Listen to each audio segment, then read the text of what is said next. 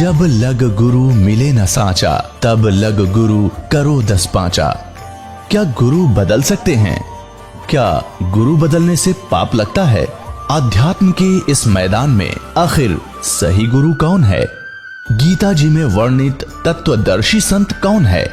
इन सभी प्रश्नों के उत्तर जानने के लिए अवश्य सुनिए जगत गुरु तत्वदर्शी संत रामपाल जी महाराज के मंगल प्रवचन।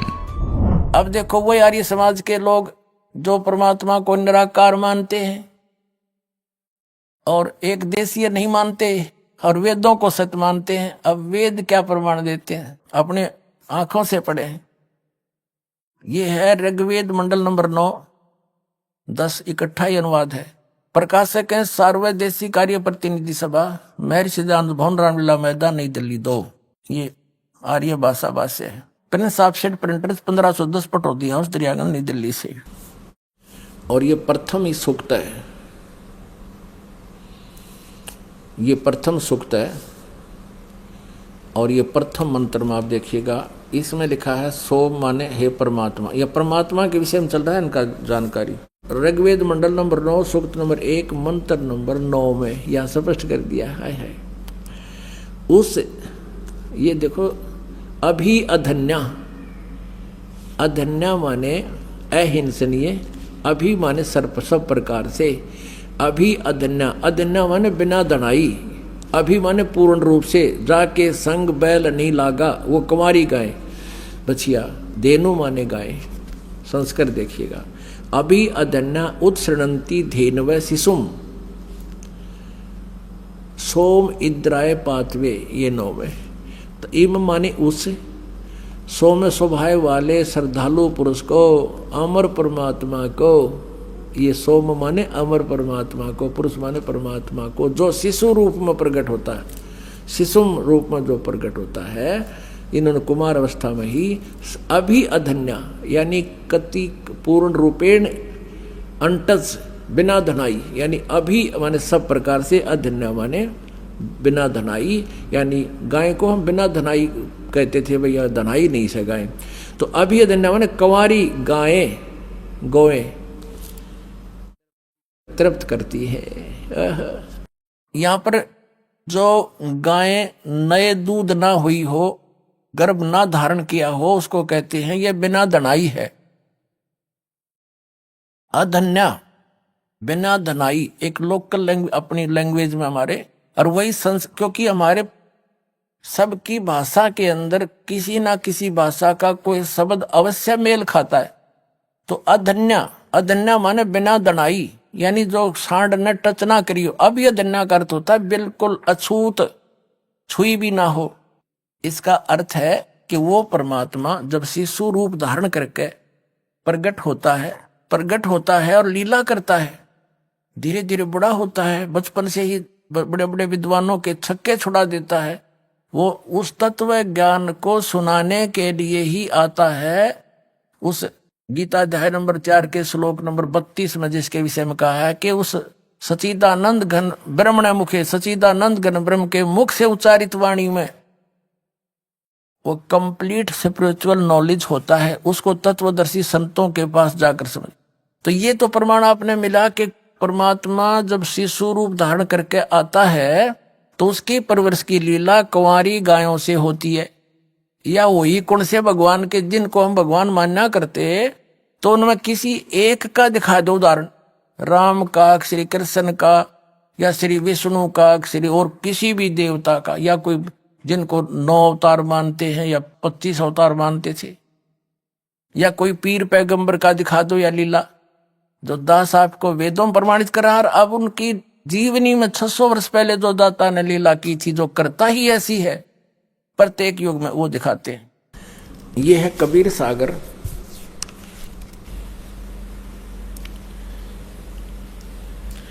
खेमरा श्री कृष्ण दास प्रकाशन बम्बई। कबीर सागर ज्ञान सागर प्रथम खंड कबीर पंथी भारत पथिक स्वामी युगलानंद विहारी द्वारा परिष्कृत। मुद्रक एवं प्रकाशक हैं खेमरा श्री कृष्ण दास। अध्यक्ष श्री वेंकटेश्वर प्रेस, खेमरा श्री कृष्ण दास मार्ग मुंबई। इसके देखिएगा 74 पृष्ठ पे ज्ञान सागर। अब सुन दुल्हा मन भयो आनंदा, जिमी चकोर पायो निशी चंदा। अब पुत्र को प्राप्त करके कहते हैं जुलाहा वो नीरू खुश हुआ। ले सुत चले हरस मन कीना, बच्चे को लेकर चल पड़े खुशी खुशी से। अरतासों पुन अस बोल ही लीना, सुत काशी को ले चले लोग देखण तय आव। अन पानी बखे नहीं जुल्हा शोक मनावे। कुछ खाता पीता था नहीं और वो जुल्हा यानी नीरू बड़ा दुखी हुआ। तब जुल्हा मन कीन दीवाना, रामानंद सो कही उत्पाना। मैं सुत पायो बड़ गुणवंता, कारण कौन बखे नहीं संता। रामानंद ध्यान तब धार्या, जुल्हा को तब वचन उचार्या। पूर्व जन्म मत ब्राह्मण जाति, हर सेवा की नी भली बाती। कुछ तुव सेवा हरि की चूका, ताते भयो दुल्हे का रूपा। प्रीति प्रभु गही तोर लीना, ताते उद्यान में सुत तो ही दीना। वैसे तो वास्तविकता अलग से है, क्योंकि कबीर परमेश्वर ने कहा था धर्मदास जी को कि 12वां पंथ का जो प्रवर्तक होगा गरीबदास, उसके द्वारा मेरे यथार्थ ज्ञान को पुनः प्रकट किया जाएगा। मैं उसको सत्य से परिचित कराऊंगा, दोबारा छोड़ूंगा, वो फिर सही ज्ञान लिखेगा। तो तब तक परमात्मा ने क्या कहा था कि मेरे इस कबीर सागर में थोड़ा बहुत ये अनसमझ लोग कबीर पंथ में काल के दूत घुस के कुछ परिवर्तन कर देंगे, लेकिन सच्चाई को छुपा तो नहीं सकेंगे, थोड़ा बहुत परिवर्तन कर सकते। इन्होंने रामानंद से जोड़ दी कि रामानंद ने कहा कि एक गाय लिया कंवारी। वास्तविकता गरीबदास जी ने अपने ग्रंथ में लिखी है कि शिव उतरे शिवपुरी से अवगत बदन विनोद, और उन्होंने आकर शिवमंडल से साधु रूप बना कर शिव जी आए, क्योंकि वो नीरू और नीमा शिव के पुजारी थे। उसी जन्म में ब्राह्मण ब्राह्मणी थे, वो जबरदस्ती मुसलमान बना दिए गए थे। भले ही वो मुसलमान थे, लेकिन अंतःकरण से पुकार अपने शिव जी की किया करते थे। तो शिव जी आए थे और फिर परमात्मा ने आपको बता दिया। खुद कबीर साहब बोल रहे थे, 25 दिन के बालक, उनसे 7 बार चर्चा की थी। उससे कहा था कि इनको कहो कंवारी गाय ले आवे, आप उस पर आशीर्वाद रख देना, वो दूध देगी, वो पिया करूंगा। और वो देती ही रहेगी, फिर ब्याह नहीं की कभी भी, ना नए दूध होगी, और वैसे दूध देती रहा करेगी। उसके बाद दूसरी शुरू हो जाएगी ऐसे। अब देखिएगा, तो इन्होंने जैसे तैसे हमने सच्चाई से परिचित होना है, जैसा भी है। देखिए कि इनके अनुसार क्या है, रामानंद ने कहा कि तुम पहले ब्राह्मण थे, पिछले जन्म में तुमने कोई गलती कर दी भगवान की भक्ति में, इस कारण से तू धानक बन गया, दुल्हा बन गया। और तेरी प्रीति को देख करके भगवान ने तुझे जंगल में लड़का दे दिया, बच्चा दे दिया। वो तो जैसे इनकी सोच है, हमने सिर्फ उस निष्कर्ष पर पहुंचना है कि वो लीला कैसे हुई थी उस परमात्मा की। अब ये क्या कहता है नीरू जुलाहा, हे प्रभु जस कीनो तस पायो, आरत हो तो दर्शन आयो। सो कहिए उपाय गुसाई, बालक अक्षुधावंत कुछ खाई। ये भूखा है, कुछ खावा, इसी तरीका बताइए। अब देखो इन कबीर पंथियों ने जो गलतियां की हैं स्पष्ट है। यह नीरू लिखना था, नूरी लिख रखा है, नूरी वचन, ये नीरू वचन है। तो यूं गलती होगी इनसे, और फिर उस गलती को सुधारने के लिए परमेश्वर ने अपनी प्यारी आत्मा आदरणीय गरीबदास साहिब जी को सचखंड से ले जाकर वापस छोड़ा। उन्होंने फिर उसकी पूर्ति कर रखी है। सन 1727 में परमात्मा मिले थे गरीबदास साहिब जी, जब 10 वर्ष के थे। उसके बाद गरीबदास जी के ग्रंथ में एक मात्रा की भी गलती कोई नहीं कर सकता। एक ने कोशिश की थी थोड़ी सी परिवर्तन करने की, गरीबदासी साधु ने, उसको अदरंग मार गया। तो सबको डर हो गया कि इसमें बिंदी भी मत हटा दिए, उसकी ये दशा हो जाएगी। नहीं तो ये अपनी जीव संज्ञा में इसमें भी काल के दूत गड़बड़ कर जाते। गरीबदास पंथ से दास निकल कर आया, उनकी पूरी हिस्ट्री से परिचित है, तो उसमें उन्होंने जरा सा भी परिवर्तन नहीं किया। तो उस दास के पास है आज वो सारा यथार्थ ज्ञान, और इनसे मेल खाता है। जो उससे इसमें कुछ गड़बड़ है इससे शुद्ध हो जाएगी। तो इस प्रकार यो श्रेष्ठ ज्ञान मक्खन काट गए और 2 बार ताके देसी घी बना दिया आपके लिए।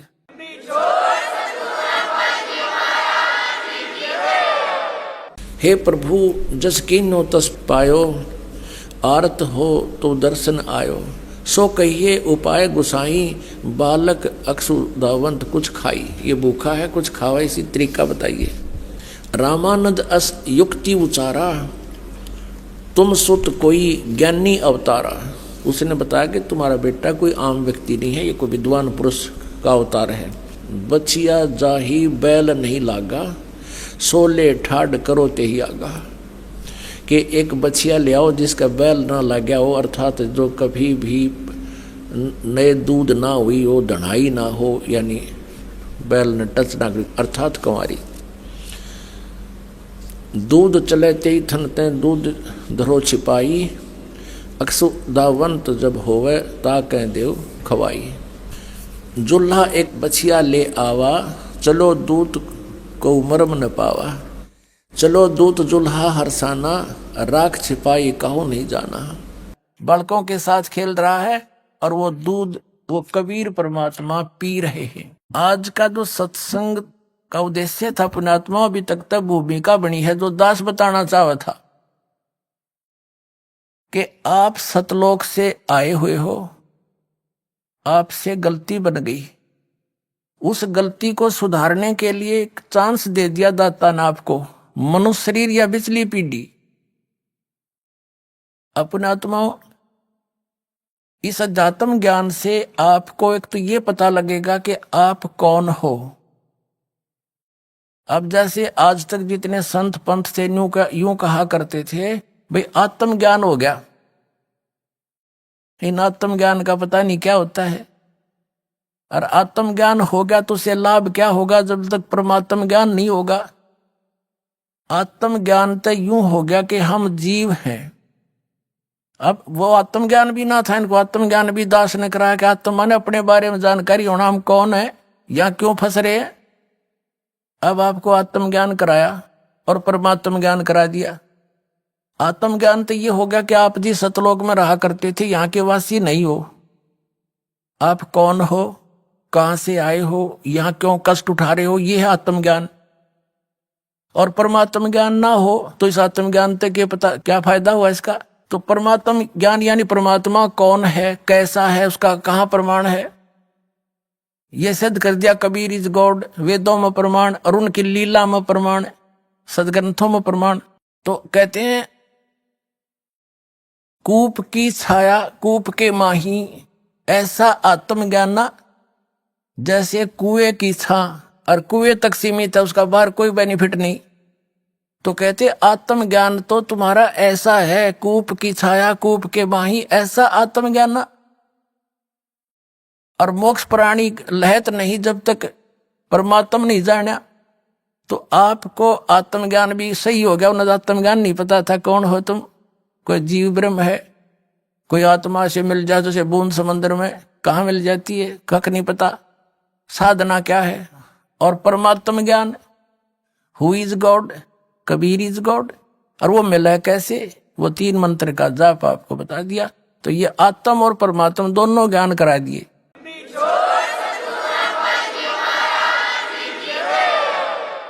परम पिता परमात्मा पूर्ण ब्रह्म सर्व सृष्टि रचनहार कबीर परमेश्वर जी की असीम कृपा से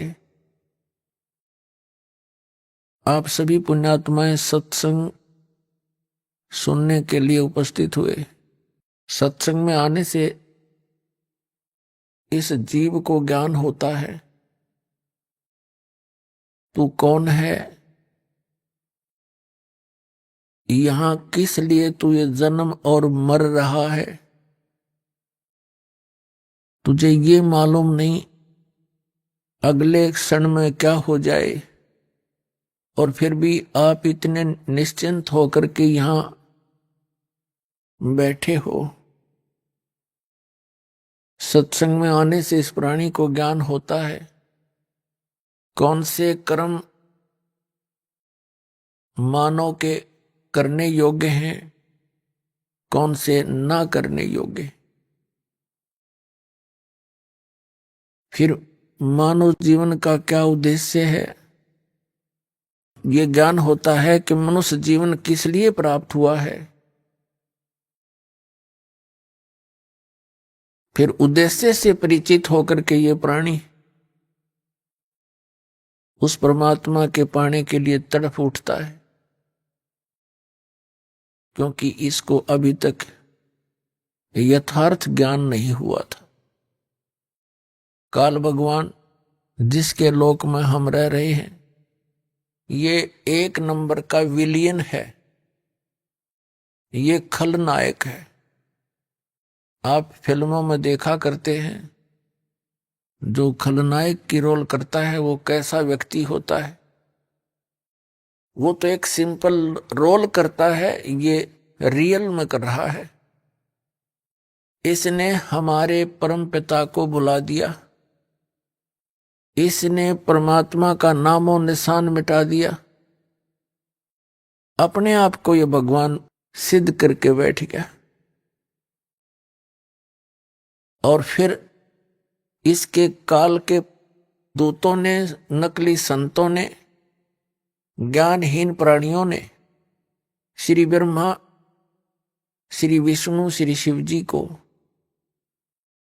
बताया कि यही सब कुछ है, यही व्यवस्थक है, उत्पत्ति, सतिथि और संहार यही करते हैं।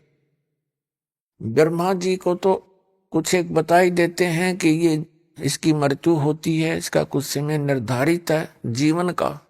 लेकिन श्री विष्णु, श्री शंकर भगवान जी को ये अजरो अमर बताया करते थे, इन्हीं की पूजा का विधान दृढ़ किया करते थे, जो किसी भी सदग्रंथ में प्रमाण नहीं था। तो इन काल से प्रेरित संतों ने सभी पुण्यात्माओं को मिसगाइड कर रखा था। स्वयं परमात्मा आते हैं, इस अज्ञान को समाप्त करते हैं, अपनी प्यारी आत्माओं को सीधा राह बताते हैं। आप देखते हैं जितने गुरु उतने ही उनके मार्ग, उतनी ही विधि भक्ति की, जितने संत उतना ही उनका अलग अलग ज्ञान।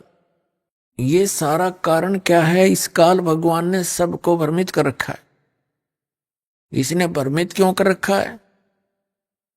परमात्मा ने हमारे ऊपर एक दया करी थी, कबीर भगवान ने, जो हम सबका जनक है। आज पहले भी आपको बताया था सुबह के सत्संग में, जब इस काल भगवान ने इस दुर्गा देवी जी के साथ बद व्यवहार करने की चेष्टा की थी, इस दुर्गा जी ने अपनी इज्जत रक्षा के लिए इसके पेट में शरण ली थी।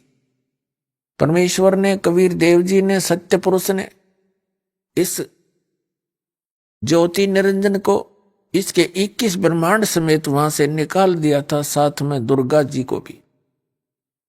और साथ में इसको एक ऐसा वचन दे दिया था कि यहां जो ऐसे कर्म करता है सच्चे लोक में, उसको ये रोग लगता है। 1 लाख मानव शरीरधारी प्राणियों का नित्य आहार करने का, इसको वो श्राप लगा हुआ है।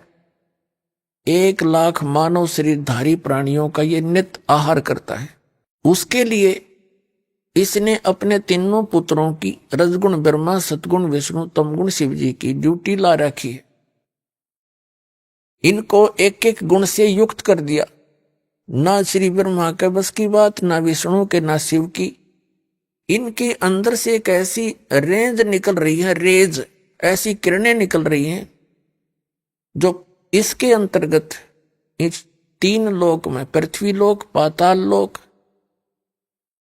और स्वर्ग लोक के प्राणियों को, ये तीनों देवताओं के अंदर से निकल रही ये किरणें प्रभावित करती हैं। ये अपने लोकों में रहते हैं, इनकी राजधानी है ऊपर विष्णु लोक, शिवलोक और ब्रह्मा लोक। वहां रहते हुए भी इनके अंदर से निकल रही किरणें हमें यहां प्रभावित कर रही है। जैसे मिर्च का छोंक लगता है रसोई में, उसका प्रभाव जाकर के दिखता है दूसरे कक्षों में बैठे हुए अन्य घर के सदस्यों पर, छींकें आने लग जाती हैं। उनके बस की बात नहीं कि वो छींकों को रोक सके। मूल वस्तु रसोई में उससे निकली हुई उस किरण ने उस प्रभावित कर दिया जाकर तीसरे कक्ष में 50 फुट की दूरी पर बैठे सदस्य को। ठीक इसी प्रकार श्री ब्रह्मा, श्री विष्णु, श्री शिव जी से निकल रही ये किरणें, ये तरंगे हमें यहां प्रभावित करती हैं, जिसके कारण रजोगुण की तरंगों के कारण हम प्रभावित होकर के संतानोत्पत्ति करते हैं, जिस कारण से ब्रह्मा जी को सृष्टि की उत्पत्ति करता बता दिया है। यू खाक उत्पत्ति करता है, उत्पत्ति तो परमात्मा ने करके दे रखी। कबीर साहब ने सारे ब्रह्मांड रच दिए, इसके 3 गुण 5 तत्व दे दिए। ये तो केवल प्रभावित करता, जिस कारण से सभी प्राणी अपनी ये विवश होकर के, विषय वासनाओं के वश होकर के संतानोत्पत्ति करते हैं। और फिर यहाँ की सुविधाओं की इच्छा, राजसी ठाठ सभी चाहते हैं, ये उसी का प्रभाव। और दूसरे सतोगुण के प्रभाव से हम एक दूसरे में मोह ममता बुरी तरह जकड़े हुए हैं। जीव के बस का नहीं ये ममता मोह हटा दे किसी सदस्य से, संपत्ति से या इस संसार से। ये तो परमात्मा कबीर जी की दया होगी, आपको ज्ञान मिलेगा और साथ में वो समाधान मिलेगा जो इसकी किरणों को, इनके प्रभाव को निरस्त करेगा। वो साधना आपको दी जाएगी, तब आप यहां से निकल सकते हो। नहीं तो जकड़ रखा प्रत्येक प्राणी को और समझ में नहीं आने देता ये हो क्या रहा है। 1 मिनट में मृत्यु हो जाती है, उससे पहले ठेकेदार बना रखा है, तो ये तेरा बेटा है, ये तेरी बेटी है, ये कार है, ये तेरी कोठी है। और फिर क्या है, छोड़ बुद्धू, तेरा कुछ नहीं था, चल गधा बन। ऐसी दुर्गति हमारी कर रखी है इस काल भगवान ने। और तीसरा जो शंकर भगवान है, उसके अंदर आपको पता ही है, तमोगुण के कारण एक दूसरे के साथ लट्ठम लट्ठा इतना क्रोध पैदा कर देता है, हिंसाएं हो जाती हैं। और ये संहार का भी कार्य करता है। 1 लाख मानव शरीरधारी प्राणियों को नित मार के अपने पिता काल के पास भेज देता है, जिस कारण से इसको भूख लगती है। 1 लाख मानव शरीरधारी प्राणियों का निताहार करने का श्राप लगा हुआ है, और जिस कारण से इसने हम सभी को यहां मिसगाइड कर रखा है, अपनी खेती बना रखी है, जैसे कसाई बकरे पालता है। परमात्मा परमेश्वर वो हमारे जनक हैं, सबके मालिक हैं, उत्पत्ति करता। कबीर भगवान जो काशी में जुल्हा रूप में आए थे, उन्होंने आके अपनी प्यारी आत्मा धर्मदास साहिब जी को मिले। उनसे कहा कि धर्मदास, तुम जिस लोक में रह रहे हो ये कसाई का लोक है, यहां कोई रहम नाम की चीज नहीं है। किसी का बेटा मरो, किसी की बेटी मरो, पूरा अक्षेत्र नष्ट हो जाओ, नो प्रॉब्लम। इसमें दया नाम की चीज नहीं है। धर्मदास जी ने कहा कि भगवान, यहां कैसी सुविधाएं नजर आ रही हैं, सुंदर बाग बगीचे हैं, झरने बह रहे हैं, मीठे जल की दरिया बह रही हैं, नीचे भी अच्छा मीठा जल है पृथ्वी में, और सुंदर बाग हैं, सुंदर मेवा लगी हुई हैं, कैसी अच्छी हवा चलती है, दिन रात बन रहे हैं। परमात्मा ने कहा कि ये तो ऐसी व्यवस्था है जैसे कसाई बकरे पालता है, वह अपने उन पाले हुए बकरे और बकरियों के लिए सब सुविधाएं देता है। एक बहुत बड़ी चरागाह भी बनाता है, उनके लिए शेड झोंपड़ी डालता है गर्मी और सर्दी से बचाने के लिए, जल की व्यवस्था करता है, उसके चारे की व्यवस्था करता है, हिंसक पशुओं से बचाने के लिए उनकी चारों तरफ बाड़ करता है, सुरक्षा चक्कर बनाता है। जिस कारण से वो बकरे ये सोचते हैं ये दयालु मालिक है हमारा, हमारी कितनी केयर टेक करता है, कितनी देखभाल रखता है। जिस कारण से जब वो कसाई बकरों के पास आता है तो उससे प्यार करते हैं, ऐसे ऊपर को पैर उठाकर उसे सीने से लगाना चाहते हैं, उसकी उस व्यवस्था को देखकर इसे प्रभावित हो जाते हैं। वो ऐसे हाथ लगाकर देख रहा होता है, वो प्यार करते हैं, जीभ से चाटते हैं उसके हाथों को प्यार जताने के लिए। वो देख रहा होता है ये कितने किलो का हो गया, इसमें कितना मांस बन गया, और वो सोच रहे हैं ये हमें प्यार कर रहा है। पहले उन भोले बकरों और बकरियों को वो दयालु नजर आता था, लेकिन जब ऑर्डर आता है 10-20 बकरों का काटने के लिए, वो ना देखता किसकी बेटी मरेगी, किसकी माँ, किसका भाई और किसकी बहन। एक परिवार के चे सारे आ जाओ, मोटे मोटे छांट के और जाके काट के अपना निर्वाह करता है। परमात्मा ने कहा धर्मदास तुम इसे कसाई के लोक में रह रहे हो, तुम्हें आंखें नहीं खुलने देता, ये मूर्ख बना रखा तुम्हारे को। पुणात्मा, जिस समय आप परमात्मा की सत्यनारायण कथा से परिचित हो जाओगे, सत्यनारायण कथा का अर्थ हो सच्चे भगवान की जानकारी, उसकी महिमा का गुणगान, अविनाशी भगवान की गुणगान। आज तक हम श्री विष्णु जी को सत्यनारायण कहते थे। सत्यनारायण माने अविनाशी, सच्चा भगवान, सत्य माने जो कभी नाश ना हो जिसका। और विष्णु जी की मृत्यु होती है, शंकर जी की भी मृत्यु होती है, और ब्रह्मा जी की भी मृत्यु होती है। तो ये सत्यनारायण नहीं थे। सत्यनारायण केवल कबीर देव है, कबीर साहब है, जो काशी में धानक रूप में आया था। बनारस के अंदर 120 वर्ष रहे, सहशरीर आए थे, शिशु रूप धारण किया था, और सहशरीर चले गए थे मगहर से हजारों लाखों की संख्या में उपस्थित दर्शकों के सामने। उनके सब, जब परमात्मा एक वस्त्र बिछाया था, एक चद्दर एक ऊपर ओढ़ कर लेटे थे। कुछ देर के पास आकाशवाणी हुई थी, देखो मैं जा रहा हूं, इस चद्दर में कोई मुर्दा नहीं है। चद्दर उठा के देखी, सुगंधित फूल मिले थे। वो ना जन्म हुआ ना मरे थे, वो सत्यनारायण है, वो अविनाशी परमात्मा है। नारायण का अर्थ होता है जल पर आकर आने वाला, जल पर विराजमान होने वाला।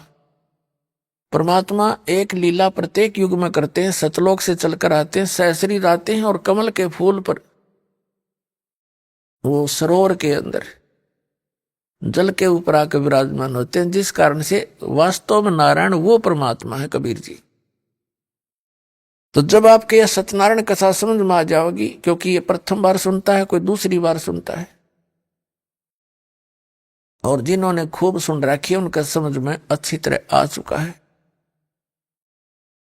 तो ये लोक रहन का नहीं है, हमें विकल्प नहीं मिल रहा था। पुणात्माओं, इस परम पिता की शरण में आने के बाद, कबीर साहिब की शरण में आने के बाद, आपके जितने परिवार के सदस्य हैं सब सुरक्षित रहेंगे। आपको आवश्यक वस्तुएं उपलब्ध करवाएगा, तभी हम भक्ति कर सकते हैं। जिसके 24 घंटे टेंशन रहेगी कोई किसी ना किसी वस्तु की, तो भक्ति नहीं कर सकता। पहले तो आपको टेंशन फ्री करेगा। जितनी आपकी आस्था इस भगवान में बढ़ती चली जाएगी, जितना विश्वास बनेगा उतना ही आपके निकट आएगा। विश्वास बनने में देरी लगती है, क्योंकि हम अज्ञान से परिपूर्ण होते हैं जब परमात्मा की शरण ग्रहण करने के लिए आते हैं। कुछ तो अज्ञान इन सत्संगों से, पुस्तकों से, टीवी चैनलों से हट जाता है। यहां आने के बाद रहा कहा फिर मांझा जाता है प्राणी, और फिर यहां आने के बाद आशीर्वाद, प्रणाम, भगवान की मंत्र दिए जाते हैं। धीरे धीरे ये आत्मा इतनी निर्मल हो जाती है, प्रत्येक बात पर जो दास बोलेगा उस पर विश्वास होने लग जाएगा। अभी तक तो कुछ पर विश्वास होता है, कुछ पर अविश्वास होता है। तो इसी प्रकार परमात्मा पर हम पूर्ण विश्वास ना कर पाते, तब तक देरी रहेगी आपके सब कार्य से दौड़ने में। और जब आपको पूर्ण विश्वास हो जाएगा, फिर तो कहना ही क्या है। जिनको पूर्ण विश्वास हो जाता है, एक भक्त ऐसे ऐसे सुख बताता है कि उसका कहता है जी कितने एक बताऊं, गिनती नहीं। तो पुण्यात्माओं, भगवान है ये हमारा सच्चा पिता है, और अपने पिता को ही अपने संतान के दुख की चिंता होती है, और ये समर्थ है, हमारे सब काम करने में सक्षम है, सब दुखों को दूर करने में सक्षम है।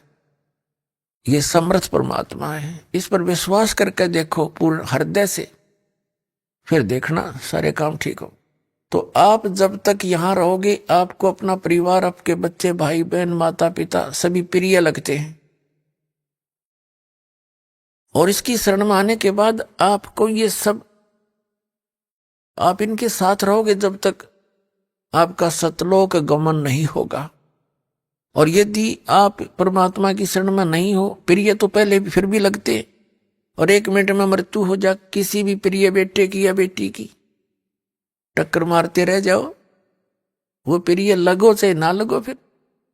और इसकी शरण में आने से आपको उस संकट से भी दूर रखेगा, आपकी उम्र भी बढ़ा देगा। यह समर्थ परमात्मा है, यह सत्कर्म मान लेना।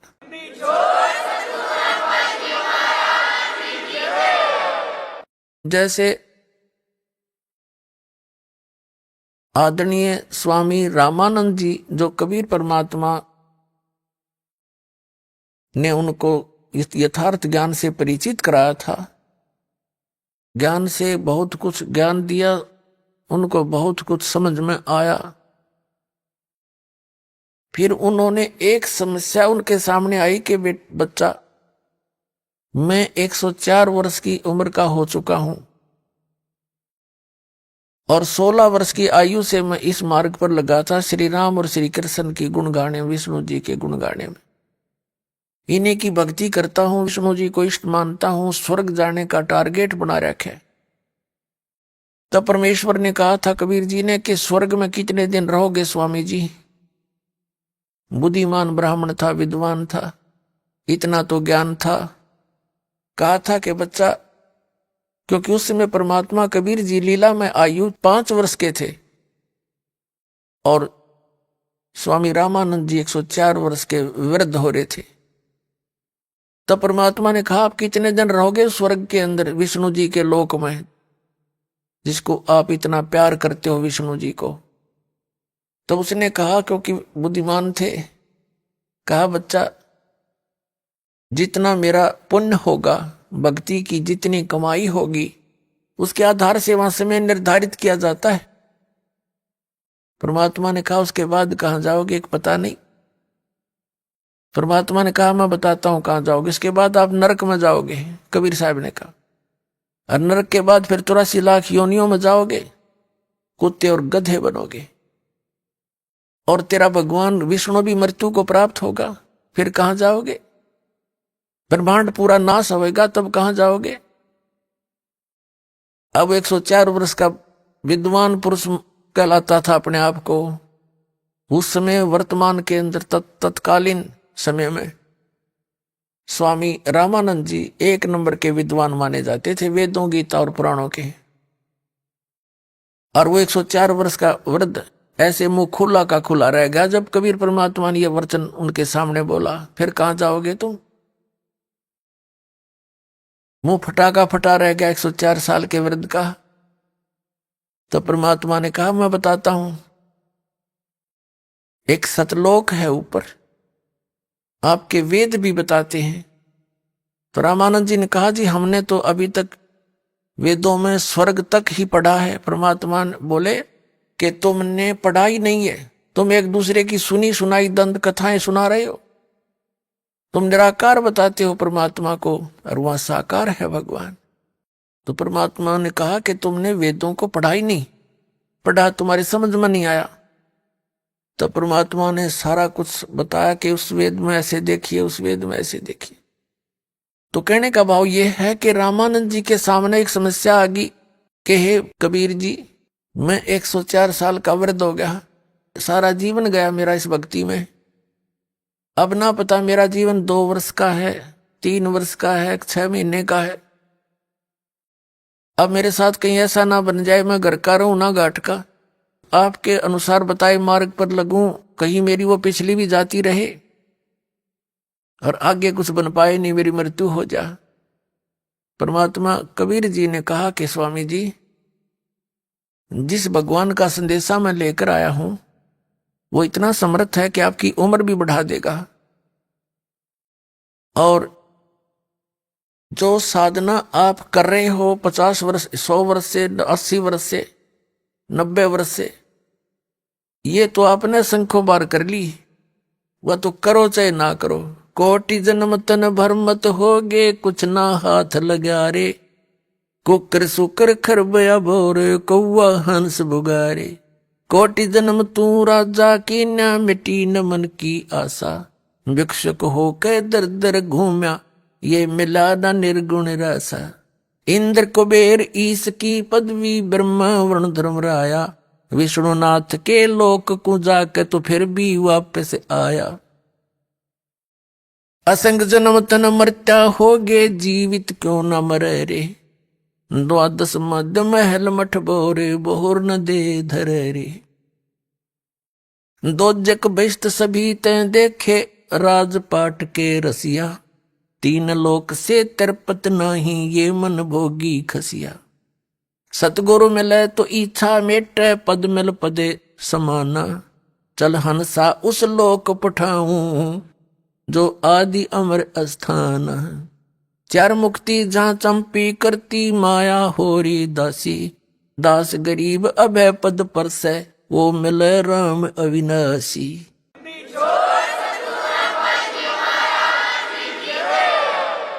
तो परमेश्वर ने कहा कि स्वामी जी, जो साधना आप कर रहे हो इसको तो असंग जन्म हो गया अपने कर्त्या ने, इसके इस विधान से आप क्या बनते हो? कोटि जन्म तू राजा कीन्या, और मिट्टी न मन की आशा, भिक्षुकों के दर दर घूमे, मिला ना निर्गुण रासा।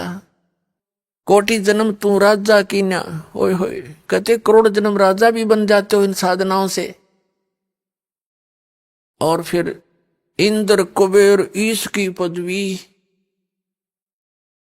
ब्रह्मा विष्णु महेश भी ये जीव हैं, ये घने पुण्यकर्मी प्राणी हैं, जिस कारण से इस काल ने अपने विशेष व्यवस्थक नियुक्त किए हैं, और इनकी मृत्यु होती है उससे पहले और पुण्यकर्मी प्राणियों में से अपने पुत्र के रूप में ब्रह्मा रजोगुण युक्त, विष्णु सतोगुण युक्त और शिव को तमोगुण युक्त करके पहले तैयार रखता है। उसकी मृत्यु होती दूसरा बैठा देता है। तत्कालीन जो ब्रह्मा विष्णु महेश होते हैं वो 84 लाख योनियों में कष्ट उठा रहे होते हैं, नए ब्रह्मा विष्णु महेश ये रख लेता है, नियुक्त कर लेता है पुण्यात्माओं में से छांट कर। पुण्यात्माओं यहां थोड़ा सा कंसेप्ट क्लियर करना पड़ेगा, अन्यथा नए नए भक्त आते हैं वो ये सोचते हैं कि ब्रह्मा विष्णु महेश को हमने कभी सुना ही नहीं कि इनकी जन्म और मृत्यु होती है, इनका कोई माता पिता भी है। क्योंकि आज दिन के सत्संग में आप जी को इनकी उत्पत्ति बताई थी, सृष्टि की रचना का कुछ अंश सुनाया था, तो उसको भी अब प्रमाणित करेंगे। सबसे पहले आपको दिखाते हैं कि ब्रह्मा विष्णु महेश नासवान है, इनकी जन्म और मृत्यु होती है। पुण्यात्माओं, ये वही सदग्रंथ हैं जिनको प्रत्येक हिंदू धर्म के श्रद्धालु जो भगवान की भक्ति में विश्वास रखते हैं सबके घर विद्वान है। गीता प्रेस गोरखपुर से प्रकाशित पुस्तकें हिंदू धर्म के श्रद्धालुओं के लिए एक एथेंटिक रिकॉर्ड है। उसमें जो लिखा है वो फाइनल माना जाता है। और हमारे धर्मगुरु ये आचार्य और शंकराचार्य, ये मंडलेश्वर, ये संत ऋषि मैं ऋषि, ये आज तक ब्रह्मा विष्णु महेश की उत्पत्ति नहीं बता सके हमने। इनको जरो अमर बताएं विष्णु जी और शिव जी को, इनका कोई जनक नहीं, इनका कोई माता पिता नहीं। ये खाक पड्डा इन सदग्रंथों को मूर्ख बना रहे थे हमने हजारों वर्षों से, अपना जीवन नाश किया, हमारे सारे पूर्वज भूत बनवा दिए, फिर उनके श्राद्ध निकलवावें, शास्त्र विरुद्ध साधना करवावें, और आने वालों को भी नरक में ही ले जाते हैं। अब आपको दिखाते हैं ब्रह्मा विष्णु महेश की उन्हीं की जीवनी में क्या स्थिति है, देखिएगा। श्रीमद् देवी भागवत यानी देवी पुराण, गीता प्रेस गोरखपुर से प्रकाशित।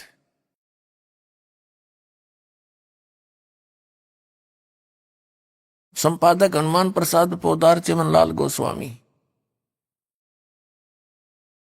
और ये यहां से प्रकाशित है। थोड़ा सा हिंट दिखाएंगे 123 पृष्ठ पे। तीसरा स्कंद, भगवान विष्णु अपनी माता दुर्गा की, देवी की स्तुति करते हुए कह रहे हैं, तुम शुद्ध स्वरूपा हो, ये सारा संसार तुम ही से उद्भासित हो रहा है। मैं ब्रह्मा और शंकर हम सभी तुम्हारी कृपा से विद्यमान हैं। हमारा आविर्भाव यानी जन्म और तिरोभाव माने मृत्यु हुआ करता है। हमारा तो जन्म और मृत्यु हुआ करता है। केवल तुम ही नित्य हो, जगत जननी हो, प्रकृति और सनातनी देवी हो। भगवान शंकर बोले, देवी यदि महाभाग विष्णु तुम्ही से प्रकट हुए हैं तो उनके बाद उत्पन्न होने वाले ब्रह्मा भी तुम्हारे बालक हुए। फिर मैं तमोगुणी लीला करने वाला शंकर क्या तुम्हारी संतान नहीं हुआ? अर्थात मुझे भी उत्पन्न करने वाली तुम ही हो। शिवे, संपूर्ण संसार की सृष्टि करने में तुम बड़ी चतुर हो। अभी आपने सुने संत रामपाल जी महाराज के मंगल प्रवचन। आइए अब सुनते हैं संत रामपाल जी महाराज से नाम दीक्षा लेकर सतभक्ति करके अद्भुत लाभ प्राप्त करने वाले अनुयायी के विचार। सत साहिब दर्शकों, मनुष्य अपने जीवन में अनेकों प्रकार की भक्ति करता है, मंदिरों में माथा टेकता है, तीर्थ यात्रा करता है, फिर भी दुख कम नहीं होते बल्कि बढ़ते ही जाते हैं। ऐसा इसलिए होता है क्योंकि वह शास्त्र विरुद्ध साधना कर रहा होता है। दर्शकों, ऐसी ही एक कहानी है हिमाचल प्रदेश के रहने वाले संजय कुमार जी की। इन्होंने हर संभव भक्ति अपनाई, विशेषकर संतोषी माता की पूजा में डूबे रहे, लेकिन ना तो सुख मिला और ना ही शांति। लेकिन दर्शकों, आज संजय जी का कहना है कि जब से मैंने संत रामपाल जी महाराज की शरण ली है, तब से मेरी जिंदगी ही बदल गई है। अब मैंने शास्त्रानुसार भक्ति शुरू कर दी है। दर्शकों, ऐसा क्या हुआ कि संजय जी ने अपनी पुरानी साधनाएं छोड़ दी? क्यों वे संत रामपाल जी महाराज को सच्चा सद्गुरु मानते हैं? आखिर इसके पीछे की सच्चाई क्या है? आइए सुनते हैं संजय कुमार जी की कहानी, उन्हीं की जुबानी। जी नमस्कार। सर नमस्कार जी। सर क्या नाम है आपका? मेरा नाम संजय कुमार है जी। संजय जी कहाँ से आए हैं आप? मैं हिमाचल प्रदेश डिस्ट्रिक्ट मंडी से आया हूँ जी। सर क्या करते हैं आप? सर मैं पहले आर्मी में था, अभी एक्स सर्विसमैन होने के कारण मैं यहाँ पर स्टेट गवर्नमेंट के अंडर जो हूँ एजुकेशन डिपार्टमेंट में जेवीटी पद पर कार्यरत हूँ। संत रामपाल जी महाराज से नाम दीक्षा लेने से पहले आप क्या भक्ति साधना करते थे? सर संत रामपाल जी महाराज जी की नाम दीक्षा लेने से पहले मैं देवी देवताओं की भक्ति करता था, और खासकर मैं संतोषी माता को बहुत दिख पूजा करता था इनकी, और इनके व्रत भी करता था मैं। सर जैसे कि आपने बताया कि आप देवी देवताओं की पूजा करते थे, आप माँ संतोषी माँ की पूजा करते थे, आप उनके व्रत भी करते थे, तो हम आपसे जानना चाहेंगे कि आपका संत रामपाल जी महाराज से नाम दीक्षा लेने का क्या कारण था, क्या वजह थी? सर कुछ एक ऐसी समस्या खड़ी हो गई, इन देवी देवताओं की पूजा करते करते मैं एक समस्या से गंभीर घायल हो गया। जैसे मेरे पेट में एक ऐसी समस्या गैस्ट्रिक होने लगी सर, और गैस्ट्रिक इतनी ज़बरदस्त होती थी कि मैं खाना नहीं खा पाता था, 2 फुलके खाता था मैं बस, और सांस लेने में भी दिक्कत हो जाती थी, मेरे को सांस नहीं ले पाता था। रात को 12-1 बजे उठकर मैं रोता था, और दिन में खड़ा भी होना मुश्किल हो जाता था। मेरे को फौज के अंदर ड्यूटी करना इतना दिक्कत हो गई थी कि मतलब मैं सोचता था कि मैं फौज की नौकरी कर नहीं पाऊंगा कंप्लीट। तो आपने बताया कि आपको गैस्ट्रिक की बीमारी थी, तो इसके लिए अगर आप किसी अच्छे हॉस्पिटल में अच्छे डॉक्टर को दिखाते तब भी तो आपकी ये बीमारी ठीक हो सकती थी। सर डॉक्टर की तो बात क्या, देखो मैंने हर मंदिर मस्जिद गुरुद्वारा चर्च कुछ भी चीज़ नहीं छोड़ी। नहीं, आपको गुरुद्वारों मंदिर मस्जिद में जाने की जरूरत नहीं थी ना। अगर आपको कोई बीमारी थी तो आप हॉस्पिटल जाते तो आपकी बीमारी का इलाज होता। सर ये जो प्रॉब्लम थी मेरे को, ये गैस्ट्रिक थी, जैसे पेट में फुलाव हो जाता है एकदम। जैसे मैं 1 रोटी 1 चपाती 2 चपाती खाता था तो मेरा पेट एकदम फूल जाता था, मतलब फूलने के बाद फिर क्या होता था कि मेरे को सांस लेने में दिक्कत आती थी और मैं उठना बैठना मुश्किल हो जाता था। इसके साथ साथ जब मैं सोता भी था रात को, तो जब डेली सोता तो डेली मेरे को जो है एक ऐसी प्रेत बाधा थी जो आती थी और दबाती थी मेरे को। हर रोज मैंने चिल्लाना जोर से, लेकिन मेरे मुंह से आवाज़ भी नहीं निकलती थी। मैं चिल्लाने की कोशिश करता, जब मेरे को वो दबाती थी तो मैं जो है चिल्ला नहीं पाता था, मेरे आवाज़ नहीं निकलती थी मुंह से। और ये डेली का मेरे साथ ये काम होता था। और मैंने हॉस्पिटल में जो टेस्ट करवाए, टेस्टों में कोई भी फॉल्ट कुछ भी नज़र नहीं आया डॉक्टरों को। डॉक्टरों ने कहा भी आपकी रिपोर्ट जो है ओके है, आपको दवाई देने की कोई ज़रूरत नहीं। वो फिर भी मेरे को गैस्ट्रिक की दवाई देते थे, लेकिन उससे कोई राहत नहीं मिलती थी मेरे को। तो आपने बताया कि आपको पेट में प्रॉब्लम थी, आपको गैस्ट्रिक की बीमारी थी, जिसका कहीं कोई इलाज आपको नहीं मिल रहा था। तो आपकी ये जो बीमारी थी, आपको ये जो प्रॉब्लम थी, वो कैसे ठीक हुई? सर, इस समस्या के लिए एक साथी मेरा फौज के अंदर था साथ में ही, तो वो शायद इस ज्ञान को संत रामपाल जी महाराज जी के ज्ञान को समझ चुका था। और उसने, जब मैं था उस टाइम गुजरात के अंदर था, भुज के अंदर मैं पोस्टेड था, और वहाँ पर उस साथी ने जब मेरे से पूछा, जब मैं छुट्टी काट के वापस गया, तो उसने पूछा भाई आपकी जो समस्या है, क्या वो समस्या आपकी हल हुई? तो मैंने उसको बताया कि मेरी समस्या कहीं भी हल नहीं हुई है और मैं हर जगह भटक लिया हूँ, मंदिर मस्जिद गुरुद्वारा चर्च हर जगह गया हूँ, लेकिन मेरी कोई समस्या हल नहीं हुई है। लेकिन उसने मेरे को एक चीज़ बताई कि भाई संजय भाई, तू एक बात करना, अगर तू मेरी बात मानता है तो संत रामपाल जी महाराज जी का ज्ञान सुन, और ज्ञान सुनने के बाद उनकी शरण ग्रहण कर। अगर तेरे को राहत मिलती है तो ठीक है, नहीं तो वहाँ पर मुड़ के भी मत जाना। उनके कहने पर जब मैंने ये बात सुनी तो मैंने कहा ठीक बोल रहा भाई मेरे को, कि भाई आप इस चीज़ को देखो, एक बार सुनो, समझो क्या है क्या नहीं है। अगर मेरे को राहत होती है तो इसमें कौन सी बुरी बात है। तो मैंने उन्होंने क्या किया, मेरे को फ़ोन के अंदर सत्संग दिए, 2-2 घंटे के 3-3 घंटे के सत्संग दिए संत रामपाल जी महाराज के। वो मैंने रात को भी सुनने, दिन में भी सुनने, और सत्संग सुनने के बाद मेरे रोंगटे खड़े हो जाते थे, बाल बाल खड़ा होता था मेरा परमात्मा की जब वाणी सुनता था मैं। और उसके बाद फिर जब मैं छुट्टी जाना था तो क्या हुआ, छुट्टी जाने से पहले सत्संग सुनने से मेरे को ऐसी राहत मिली कि मतलब मेरी जो पेट की समस्या थी वो हल होने लगी सत्संग सुनने से, संत रामपाल जी महाराज के। और जैसे मेरी समस्या हल होने लगी तो मैंने घर में फ़ोन किया अपनी पत्नी को और मैंने कहा भाई मेरे को ऐसी ऐसी राहत मिल रही है, तो ऐसे ऐसे परमात्मा के नियम है। तो उसके बाद लगभग मैंने 3 महीने तक संत रामपाल जी महाराज जी के सत्संग सुने। सत्संग सुनने के बाद मैंने एक निर्णय लिया कि मैं अब छुट्टी जाऊंगा तो संत रामपाल जी महाराज जी के आश्रम में जाऊंगा और से मैं नाम दीक्षा लेकर ही घर जाऊंगा।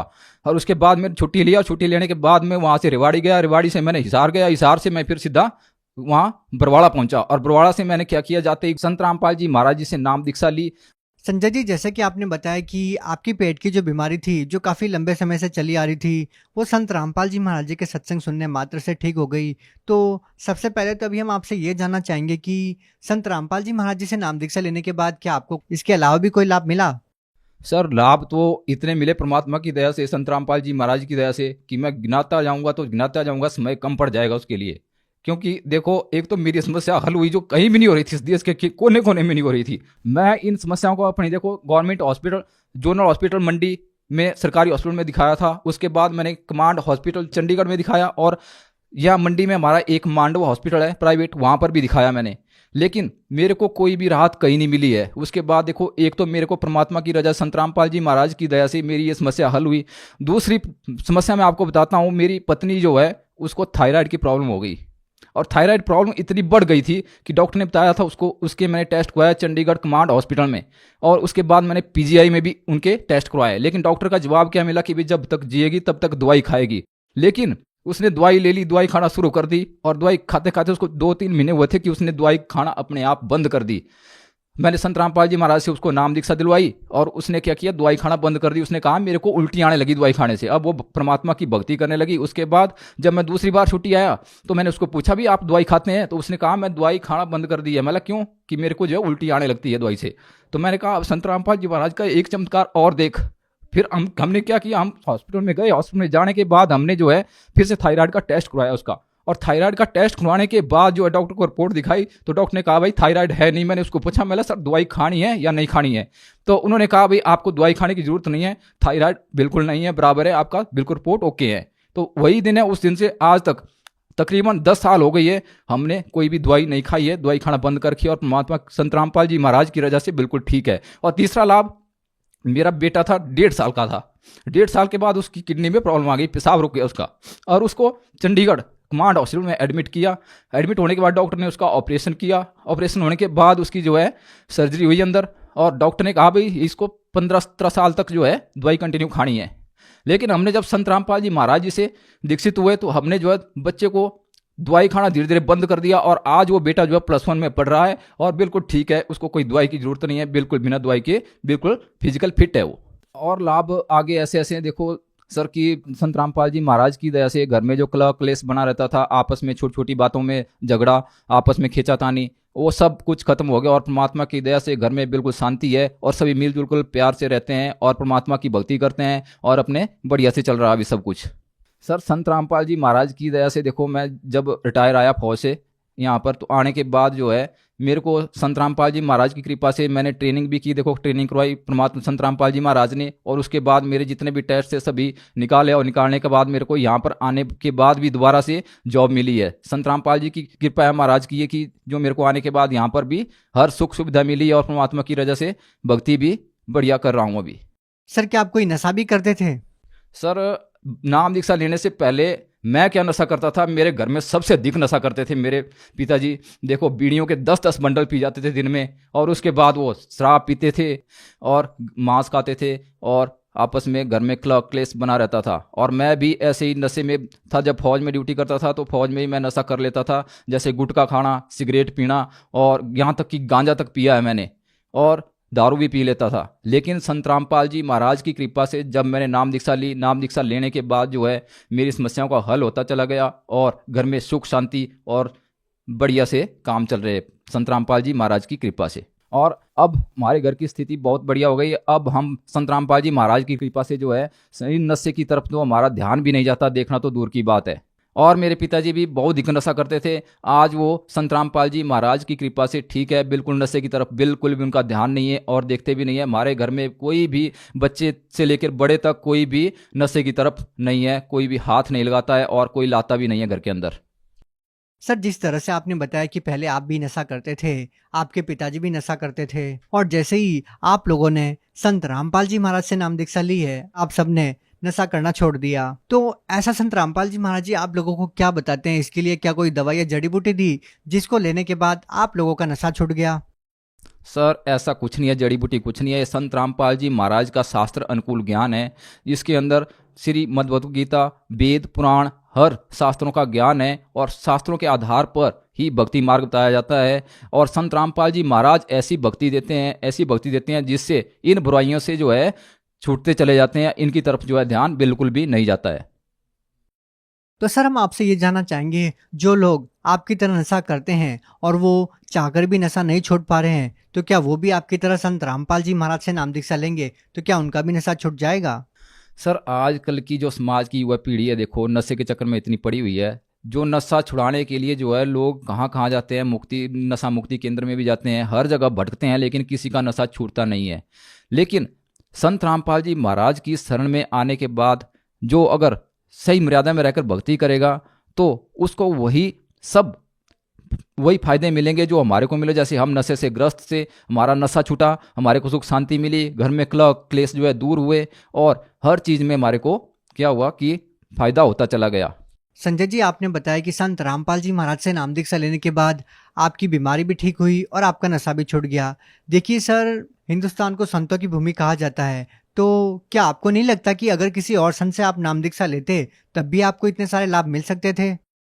सर बहुत सारे संतों को, महंतों को हम देखते हैं कि जो नशे में ग्रस्त है, चिलमे पीते हैं, देखो भांग गांजा वगैरह पीते हैं, और वो दूसरों से क्या नशा छुड़वाएंगे, और उनकी साधना ही ठीक नहीं है, वो साधना भी शास्त्र विरुद्ध साधना करवाते हैं, वो अपना मनमुखी ज्ञान बताते हैं, अपनी दंत कथा के हिसाब से ही भक्तों को ज्ञान बांटते हैं। वो उनके अंदर कोई भी प्रमाणित ज्ञान नहीं है उनके पास, ना ही उनका कोई आधार है ज्ञान का। आज की तारीख में जो ज्ञान है वो संत रामपाल जी महाराज जो है प्रमाणित सदग्रंथों के आधार पर जो है ज्ञान बता रहे हैं और सत्य भक्ति मार्ग बता रहे हैं। उनके द्वारा बताए गए शास्त्र अनुकूल साधना से ही जो है हर जगत में जो भी नाम दीक्षा लेगा उसको जो है हर लाभ प्राप्त मिलेगा और वो जो है अच्छे मार्ग पर चलेगा। देखिए सर, संत रामपाल जी महाराज एक सिंपल से साधारण से दिखने वाले संत हैं। वो ना भगवा वस्त्र धारण किए हुए होते हैं, ना वो लंबी लंबी दाढ़ी मूछ रखते हैं, ना गले में मालाएं पहनते हैं। एक बहुत ही सिंपल से साधारण से दिखने वाले संत है। तो आज का जो भगत समाज है वो कैसे निर्णय कर पाएगा कि एक सिंपल सा साधारण सा दिखने वाला संत इतने सारे लाभ दे सकता है, दुखों का निवारण कर सकता है? सर ये भगवा वस्त्र पहनने से और दाढ़ी मूछ बढ़ाने से जो है संत नहीं बनते हैं। जैसे कि हमारी श्रीमद् भगवद गीता जी के अध्याय नंबर 15 के श्लोक नंबर 1 में कहा है कि जो उल्टे लटके हुए संसार रूपी वृक्ष के हर भाग को सब वेद वित बता देगा वो तत्वदर्शी संत है। और आज की तारीख में संत रामपाल जी महाराज जी एक ऐसे पूर्ण संत है जो गीता जी के अध्याय नंबर 15 के श्लोक नंबर 1 के श्लोक को जो है पूरे सब वेद वित जो है बता रहे हैं कि जड़ क्या है, मूल क्या है, तना क्या है, डार क्या है, टहनियाँ क्या है और शाखा क्या है। तो संत रामपाल जी महाराज जी वो है पूर्ण तत्वदर्शी संत है और उनके द्वारा दिए गए सत भक्ति मार्ग से ही सबके दुख जो है दूर होंगे और जो है मर्यादा में रहकर भक्ति करने से जो है हर तरह की जो है सुख शांति मिलेगी। ये जो मेरे को गैस्ट्रिक की प्रॉब्लम होती थी, एक भूत प्रेत की बाधा थी मेरी तरफ से, क्योंकि मैंने संत रामपाल जी महाराज से नाम दीक्षा ली।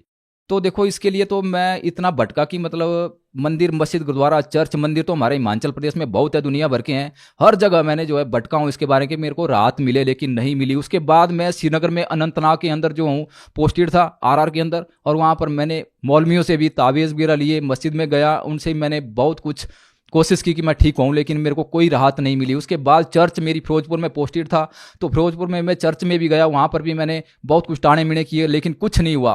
तो ये सब कुछ मैंने टाणे मिणे करने के बाद भी मेरे को कोई राहत नहीं मिली है। उसके बाद जब मैं संत रामपाल जी महाराज की शरण में गया, उनसे नाम दीक्षा ली, तो देखो जिस दिन मैं नाम दीक्षा लेकर घर पहुंचा, घर पहुंचने के बाद रात को मैं सोया ही था अपने बेड पे, रात को ठीक 12 बजे का समय चल रहा था और मेरे को सपना चल रहा था कि जैसे एक राक्षस ऐसे आया जिसके 2 दांत ऊपर की तरफ, 2 नीचे की तरफ, बहुत बड़े बड़े दांत थे, और वो मेरे पाँव की तरफ खड़ा हो गया।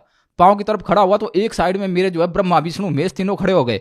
जब तीनों खड़े हो गए, मैं दोनों की तरफ देख रहा हूँ कि करूँ क्या अब। उसके बाद संत रामपाल जी महाराज आए और एक साइड में खड़े हो गए। उन्होंने मेरे को आशीर्वाद दिया कि बेटा अब काम कर तू। और काम क्या करूं मैं, देखो मैंने सिर्फ हाथ घुमाया, जैसे बॉक्सिंग मारते हैं, मैंने उस भूत को हाथ से ऐसे मारा कि उसको सिर्फ हवा ही जा रही थी, उस हाथ की, हाथ भी टच नहीं हो रहा था। मैंने चारों दीवारों में उसको पंछाड़ने के बाद जब मैं उठकर बैठा, फिर मैंने हाथ घुमाया सारे जोर से, तो मेरी पत्नी उठकर बैठी और मेरा हाथ पकड़ लिया कि आप किसको मार रहे हो। तो मैंने उसको जब ये कहानी बताई, पूरी स्टोरी बताई कि देखो ऐसा ऐसा हुआ है मेरे साथ और ऐसे ऐसे आया था, मैंने ऐसे ऐसे उसको मारा, गुरुजी ने मेरे को बोला बेटा काम कर। और उसके बाद वही दिन मेरा लास्ट था उसका आने का, उसके बाद वो कभी भी मेरे को नजर नहीं आया। और ये जो मेरी भूत प्रेत की जो बाधा थी, ये देखो 8-10 साल से चल रही थी मेरे को। तो ये संत रामपाल जी महाराज की एक दया है मेरे ऊपर कि मेरे को जो है इससे मुक्त कराया इन्होंने, और मैं अभी ठीक हूँ, बिल्कुल राहत मिली। संत रामपाल जी महाराज की भक्ति करने से ही मेरे को ये सब राहत मिली है और अब ठीक हूँ बिल्कुल मैं। संजय जी, आपने बताया कि संत रामपाल जी महाराज ने आपकी भूत प्रेत की बाधा दूर कर दी, तो हम आपसे ये जानना चाहेंगे कि क्या संत रामपाल जी महाराज ने आप लोगों की भूत प्रेत की बाधा ठीक करने के लिए आपसे कोई पैसे भी लिए?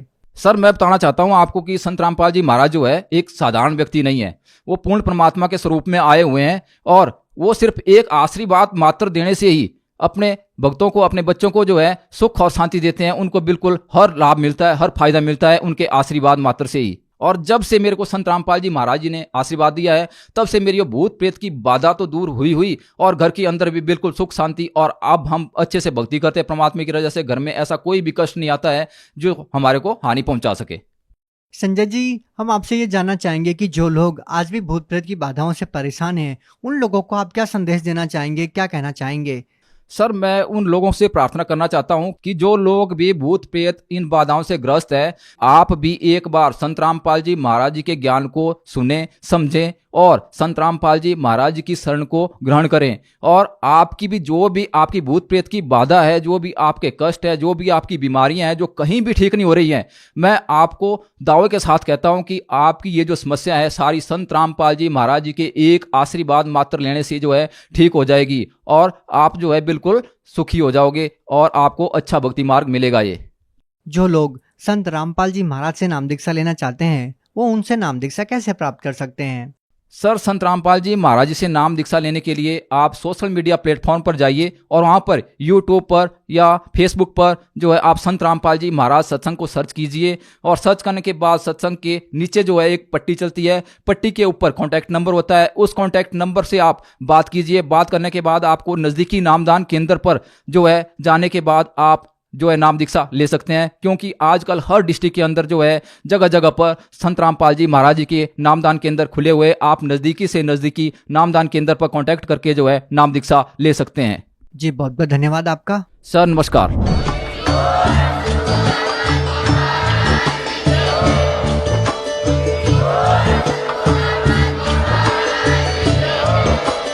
आप सुन रहे थे जगत गुरु तत्वदर्शी संत रामपाल जी महाराज जी के मंगल प्रवचन। अधिक जानकारी के लिए विजिट कीजिए हमारी वेबसाइट www.jagatgururampalji.org।